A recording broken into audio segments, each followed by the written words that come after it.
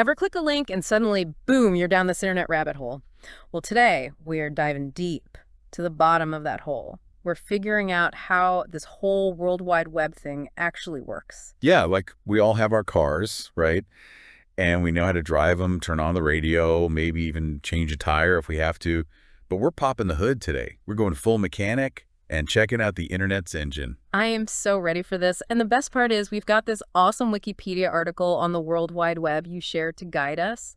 Talk about hitting the information jackpot. Oh, for sure. This is going to be fun. And hey, maybe we'll even bust a few myths along the way. Like, did you know there isn't even an official logo for the World Wide Web? Wait, seriously, I could have sworn I've seen a bunch of different ones floating around. See, this is exactly why I need these deep dives. Yeah. Okay, so before we get lost in the rabbit hole, let's rewind to the very beginning. How'd this whole internet thing even come to be? Well, like a lot of big tech breakthroughs, it started with a scientist trying to solve a problem. Back in 1989, there was this physicist, Tim Berners-Lee, working at CERN. And if you're into, particle physics and all those big complicated experiments they do, CERN's basically Disneyland for scientists. So we're talking super smart people, even bigger computers, the whole shebang. Exactly. But even with all that brain power, they had a problem I think we can all relate to sharing information.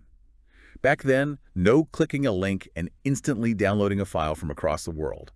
Berners-Lee, he wanted something different, something better than those old computer systems, like trying to find a file in a maze of folders. Ugh, don't even get me started. I swear I still have nightmares about trying to find files buried in a million subfolders. Right. So he comes up with this totally radical idea. What if information could be linked together? Like, picture a giant web where you could jump from one document to another no matter where they were actually located, and bam, the idea for the World Wide Web was born. So instead of folders, he was all like, let there be hyperlinks. Pretty much. And to make those hyperlinks actually work, he created the first web browser and this thing called the HTTP protocol. Okay, HTTP, that rings a bell. It's how we visit websites, right? Yeah, it's like the language your web browser speaks to talk to that website server. It's like sending a postcard. Yeah. You write the address on the front, that's the URL, and then you write your message on the back, making sure it's in a language both you and, the person you're sending it to can understand. That's kind of like HTTP. And then there's that DNS lookup thing, right? Is that like when the postal service figures out where to send your postcard? You got it. The DNS takes that web address you typed in, which makes sense to us humans, and translates it into an IP address, which is like a numerical code for computers to understand where that website lives. Okay, so the address is found, the message is sent. Then what?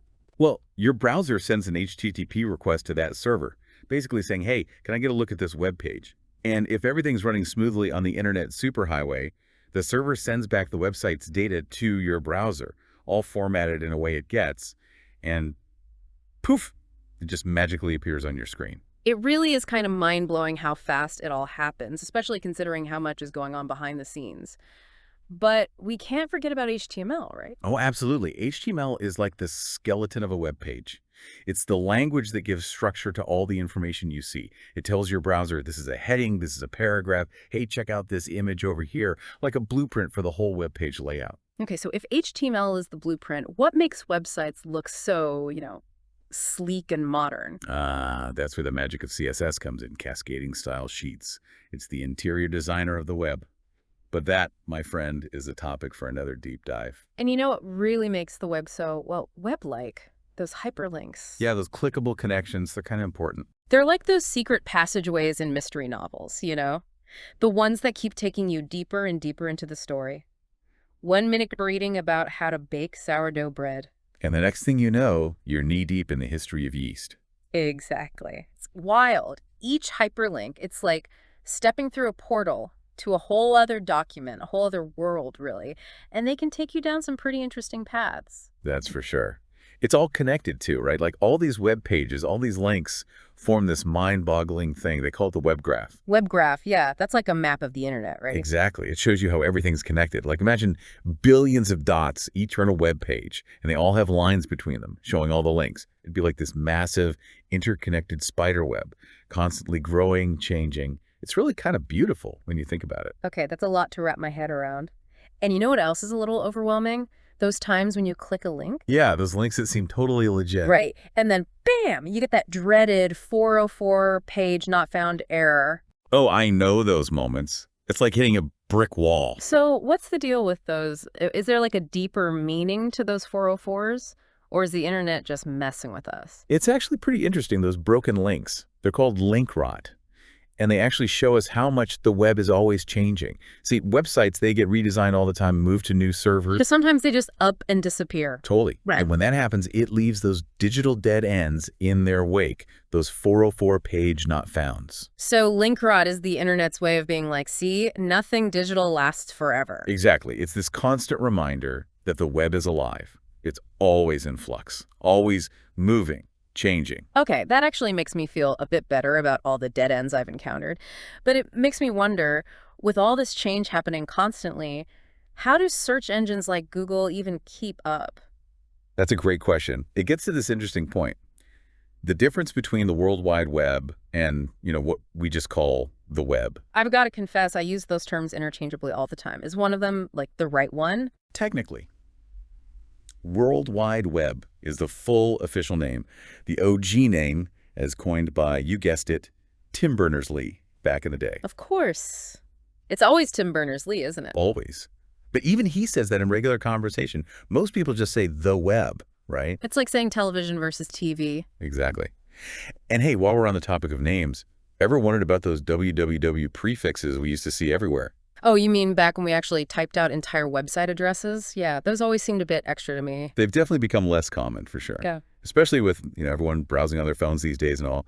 Websites are going for those shorter, cleaner names. Makes sense. So those wwws, they have a story behind them. Totally. Yeah. See, in the early days of the internet, those host names, that's the techie term for the www part, they were actually assigned based on what services they offered. Okay, interesting. So www was for World Wide Web, similar to how FTP was for File Transfer Protocol. So it was basically a way to let people know, hey, this computer, it's hosting a website. Exactly. It was a helpful little system back then. But these days, it's not technically required, so we're seeing it fade out. Kind of like those old rotary phones. Good riddance, I say. Okay, so we've talked about the structure of the web, but what about the content itself? I mean, we've got everything from simple text and pictures to interactive maps, streaming videos. It's kind of mind-blowing how much is out there. It really is. It's incredible. And that actually brings us to another interesting difference. Static versus dynamic web pages. You mean besides the difference between a website that makes my eyes bleed and one that's actually well-designed? Well, yeah, that too. But in this case, I'm talking about how those web pages are actually put together, and how they interact with you, the user. Okay, color me intrigued. Tell me more. What's the difference? So some web pages, they're like digital brochures. They always show the same information to everyone who visits. So no matter who you are, you see the same thing. Yep. Those are static web pages. Like, think of an About Us page. It probably doesn't change too often. Makes sense. So if that's static, what makes a web page dynamic? Dynamic pages are all about interaction. Think about the websites you use every day. Social media feeds that are constantly updating with new posts, right? Online banking systems where you can check your balance, even those contact forms you fill out online. They're all about dynamic content. It changes based on, what the user does or new data from databases. So instead of just reading a web page, you're actually talking to it, having a back and forth. Exactly. It's like a conversation with the website, not just a lecture. And a lot of that dynamic magic, it's because of languages like JavaScript and technologies like AJAX. They're like the behind-the-scenes communicators, letting your browser and the website server have a little chat without needing to reload the whole page. Whoa, that's pretty impressive stuff. So basically, without even realizing it, we're all having these little digital conversations every time we use the internet. Pretty much. We're more connected than we realize. Speaking of things we might not realize, what about this whole deep web thing? It's always presented so mysteriously. It kind of creeps me out, to be honest. Is it as shady as it sounds? So is the deep web like this whole other internet, full of secret websites and people up to no good? The deep web, yeah, it's definitely got this whole mystique around it, but it's not quite as, hidden and mysterious as some people might think. Think of it like this. Most places have a front where anyone can just walk in, and then a back area, only for like employees or whoever. Okay. I can see that. Right. The deep web's kind of like the backstage area of the internet. It's not really about hiding information, but more about who can access it. Like your personal email inbox, you don't want just anyone reading your messages, right? Yeah, definitely not. Or your online banking. That needs some serious security. Yeah, I'm not in the habit of sharing my bank passwords. Exactly. Both of those. Yeah. Prime examples of deep web content, they're not indexed by those regular search engines. Oh, interesting. So when Google's doing its thing, sending out its little internet spiders, Right, those web trawlers. they just hit a wall when they get to the deep web. Pretty much. It's like they hit a locked door. The deep web's not inherently good or bad, it's just a different part of the internet. A part you need, like, specific credentials to get into. Okay, that actually makes me feel a lot better. But on the topic of staying safe online, we got to talk about security and privacy in general, right? It seems like every other week there's a new data breach happening. It's kind of scary. You're not wrong to be concerned. It's a big deal. Especially these days, right? Our lives are so intertwined with this digital world, the stakes are higher than ever. Totally. So from those, early days of the internet, with those like almost quaint computer viruses, Right, back when things were simpler. what are the big things we need to look out for now? Well, malware is still a problem for sure. But it's gotten sneakier, more sophisticated, and then there's phishing. Those emails or websites designed to trick you. Ugh, phishing scams. The worst. So how do we even stand a chance? What can we do to protect ourselves? Honestly, awareness is key.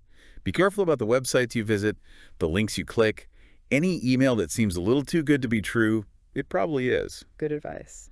And, this is important, pay attention to those web addresses. Look for HTTPS at the beginning, especially for anything important, like online banking or shopping. HTTPS, that's the secure one, right? Exactly. The S is for secure.